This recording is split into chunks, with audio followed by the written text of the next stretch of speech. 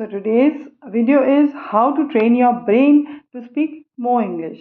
अपने आप को ट्रेन कैसे करें, अपने ब्रेन को ट्रेन कैसे करें ज़्यादा से ज़्यादा इंग्लिश बोलने के लिए। ओके, तो 3 पॉइंटर्स मैं आपको बताने वाली हूँ। जैसे कि हमेशा मैं 3 बताती हूँ। पहला है surround yourself with English language as much as possible. Example, जब हम छोटे होते हैं तो मम्मी तो कोई कॉपी पेंसिल लेके नहीं बैठती हैं। बच्चा पूरे दिन घर में घूमता रहता है, छोटा सा टॉडलर जो पैया पैया चल रहा होता है, मम्मी के पीछे पीछे मम्मी की साड़ी पकड़े, और मम्मी जो भाषा में बात कर रही होती है, आसपास के घर में और भी मेंबर्स जो होते हैं जो जिस भाषा में बात कर रहे होते हैं, बच्चा भी धीरे धीरे वही भाषा बोलने लग जाता है ना। तो उसको तो कुछ सिखाया नहीं जाता है। वही आपको अपने आप से वही ट्रीटमेंट आपको खुद को देना होगा। आपको जो भी बात करनी है वो इंग्लिश में ही करना होगा। अपने ब्रेन को ट्रेन करिए कि आपके आसपास जो कुछ भी हो वो इंग्लिश लैंग्वेज की तरह के से रिलेटेड हो एज मच एज पॉसिबल। जैसे मैं बताऊँ आपको कि इसका मतलब होता है कि this means you will be reading, writing and listening in English. जैसा कोई गाना होता है, वीडियो होता है, पॉडकास्ट होता है, या फिर कोई मूवीज़ होते हैं, बुक्स होते हैं, फ्रेजेस और कोटेशंस होती हैं, मुहावरे जिनको हम कहते हैं हिंदी में। ये सभी आपको इंग्लिश में ही पढ़ने हैं। अगर ऐसा आप रूल बना देते हैं, हम कुछ भी काम अगर 30 दिन तक करते हैं वो हमारी वो आदत बन जाती है। आपको इसको एक आदत की तरह तैयार करना होगा। You will not be using any other language. अगर आपने सोच के रखा है कि अब मुझे अपना इंग्लिश ठीक कर लेना है नो मैटर व्हाट, तो आपके आसपास आप जो भी कुछ काम कर रहे होंगे उसको आप इंग्लिश में ही बोलने की कोशिश करेंगे, इंग्लिश में ही समझने की कोशिश भी करेंगे, और देखेंगे भी इंग्लिश में, right. Now the second pointer is to stop translating. कुछ भी हो, कई बार हम क्या करते हैं कि इंग्लिश में हम ट्रांसलेट करके बात करने की कोशिश करते हैं, जो कि बहुत गलत है। पता क्या होता है, हम पहले तो ट्रांसलेट करते हैं, उसमें बहुत वक्त ज़ाया करते हैं, क्योंकि इंग्लिश कैसे आंकते हैं। How can you say the person who is speaking to you in English has very good English.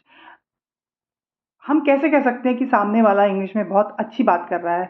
हम तभी कह सकते हैं जब वो सामने वाला बंदा या बंदी इंग्लिश बोलते वक्त का fill in the blanks type आवाज़ निकालना बंद करे।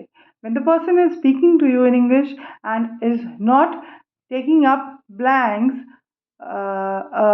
ऐसी आवाज़ निकालना बंद कर दे या ना निकाले, आप समझ जाइए that person has good English.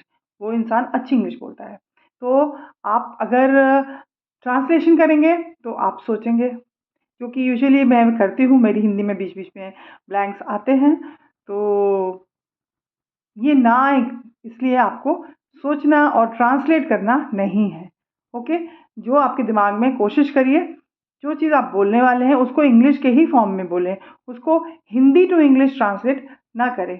Because सबसे पहली बात, आपका टाइम वेस्ट होगा सोचने में। Okay, secondly you are going to hamper your grammar.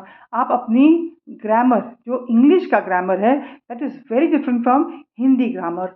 तो आप दोनों ग्रामर्स सेम नहीं हैं, तो आप उसको ग्रामर्स मिला के बात करना is spoiling your English. Since I said English की ग्रामर और हिंदी की ग्रामर अलग हैं, इंग्लिश का बोलना और हिंदी का बोलना भी अलग है, इसलिए आप टाइम तो कंज्यूम करेंगे ही, साथ में अपनी इंग्लिश भी बिगाड़ रहे होंगे। उसके अलावा भी क्या होता है कि जब हम, जैसे फॉर इंस्टेंस, जिस चीज़ की हमें ज़रूरत नहीं होती है वो भी वर्ड्स हम डाल देते हैं, तो इंग्लिश का मीनिंग हम उसी वक्त चेंज कर देते हैं।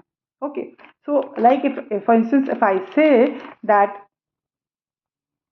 by translating we don't we use up time, but also along with it you are harming your English, its quality, your grammar. Also when you come across a new word, ये बहुत ज़रूरी है actually.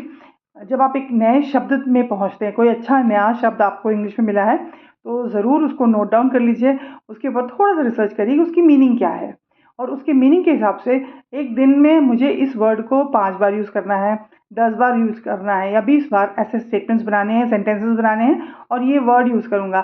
So if you find a new word, try to find out the meaning of that word and try to use that particular word as much as possible for the whole day.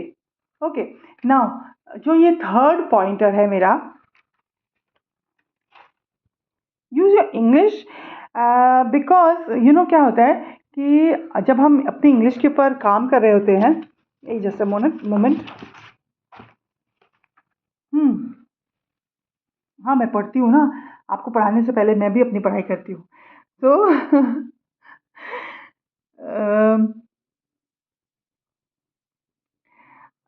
अब आपने अपनी English को upgrade किया, उसका practice कर रहे हैं रोज़, आप इसको रोज़ अच्छे वर्ड्स भी ऐड कर रहे हैं, सब कर रहे हैं।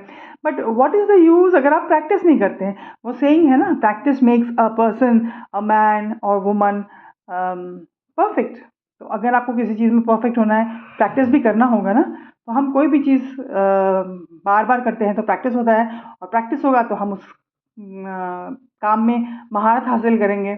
So you have to practice your English daily, no matter what. Done. तो ये तीनों पॉइंटर्स ना आपको बहुत अच्छे से प्रैक्टिस करना होगा।